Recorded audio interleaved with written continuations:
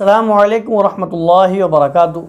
حضرات محترم، آج کی اس ویڈیو کے اندر ہم شب افل روزہ رکھا جاتا ہے 15 تاریخ کا، اس روزے کے حوالے سے گفتگو کریں گے۔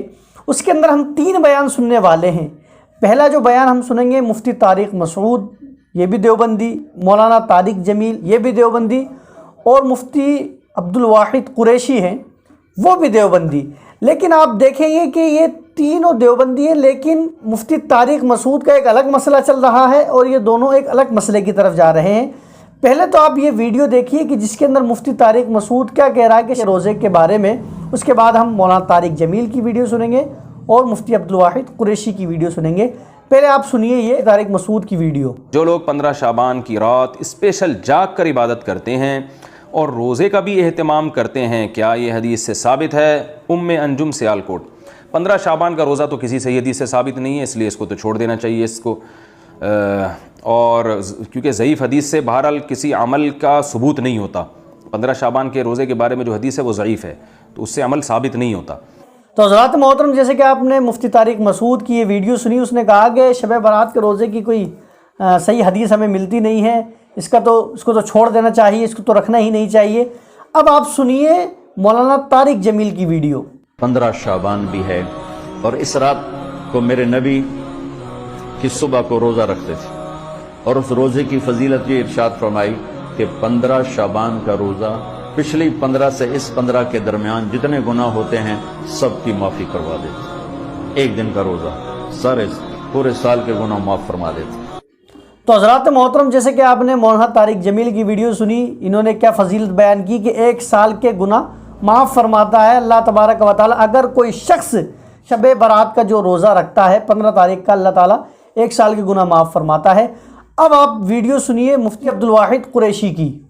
یہ مستدلات الفقہ الحنفیہ میں روایت موجود ہے، حضور اقدس صلی اللہ علیہ وسلم نے فرمایا کہ جب 15 شعبان المعظم کی رات آئے، اس کے رات کو عبادت کرو اور اس کے دن کا روزہ رکھو۔ اس روزے کی فضیلت احادیث پاک میں موجود ہے، اس میں بھی اللہ کے رسول صلی اللہ علیہ وسلم سے روزہ ثابت ہے اور ہمیں اس کا روزہ رکھنا چاہیے۔ تو حضرات محترم، جیسے آپ نے ویڈیو سنی مفتی عبدالواحد قریشی کی، یہ بھی یہی کہہ رہے ہیں کہ صاحب روزہ رکھنا چاہیے، حدیث کے اندر آیا ہے۔ میرا یہ بات سمجھ میں نہیں آ رہی ہے کہ یہ سارے کے سارے دیوبندی ہیں، مفتی عبدالواحد بھی دیوبندی ہے، مولانا طارق بھی دیوبندی ہے، مفتی طارق مسعود بھی دیوبندی ہے، لیکن ان کا ایک الگ ہی میٹر چل رہا ہے۔ مفتی طارق مسعود کہہ رہے ہیں کہ صاحب روزہ ہی رکھنا نہیں چاہیے، حدیث سے ہی ثابت نہیں ہے، اور یہ لوگ کہہ رہے ہیں کہ حدیث کے اندر آیا، اور بے شک حدیث کے اندر آیا ہے، میرے آقا صلی اللہ علیہ وسلم نے فرمایا ہے شب برات کی جو رات ہے اس رات کے اندر جگنا ہے اور دوسرے دن ہمیں روزہ رکھنا ہے۔ ابن ماجہ کی یہ حدیث ہے۔ حضرات محترم، میرے بات سمجھ میں نہیں آتی، جو مفتی طارق مسعود ہے یہ کیا پڑھتے ہیں، کیا کرتے ہیں، میرے کوئی سمجھ میں نہیں آتا ہے۔ جو منہ میں آتا ہے بکتے چلے جاتے ہیں، جو منہ میں آتا ہے بولتے چلے جاتے ہیں، کوئی تحقیق نہیں کرتے، کوئی پڑھتے نہیں ہے۔ یہ میرے کو لگتا ہے صرف دن و رات چٹکلے ہی سنتے ہیں اور چٹکلے ہی بیان کرتے ہیں اور چٹکلے ہی پڑھتے رہتے ہیں۔ ان سے آپ جوک سن لیجئے، یہ آپ کو جوک سنا دیں گے، یہ آپ کو ادھر ادھر کی باتیں سنا دیں گے، لیکن جہاں مسئلے کی بات آئے گی، جہاں دین کی بات آئے گی، جہاں قرآن کی بات آئے گی، تو ہواؤں کے اندر باتیں کرتے ہوئے نظر آتے ہیں۔ ان کے جو اپنے دوسرے علماء وہ خود کہہ رہے ہیں کہ صاحب رکھنا چاہیے، اور یہ صاحب کہہ رہے ہیں کہ ہمیں نہیں رکھنا چاہیے، حدیث سے ہی ثابت نہیں۔ اللہ اکبر کبیرہ، حدیث کا ہی انکار کر دیا، جبکہ صاف حدیث آئی ہے اس بارے کے اندر کہ شب برات کے اندر روزہ رکھنا ہے، 15 شعبان کو روزہ رکھنا ہے، رات کو جاگنا ہے، دن کو روزہ رکھنا ہے، صاف حدیث آئی ہے اس بارے کے اندر، لیکن صاحب کہہ رہے ہیں کہ حدیث ہے ہی نہیں، ہمیں تو چھوڑ دینا چاہیے۔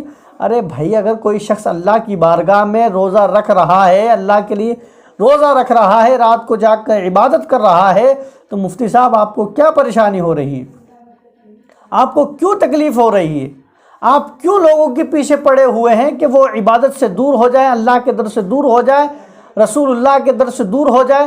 تو آپ کیا چاہتے ہیں کہ دنیا داری کے اندر ہی پڑ جائیں؟ آپ کیا چاہ رہے ہیں کہ لوگ باگ صرف پیسے کے پیچھے ہی بھاگنے لگ جائیں؟ تو اس لیے کسی کو بہکانے کی ضرورت نہیں ہے، کسی کو غلط مسئلے بتانے کی ضرورت نہیں ہے۔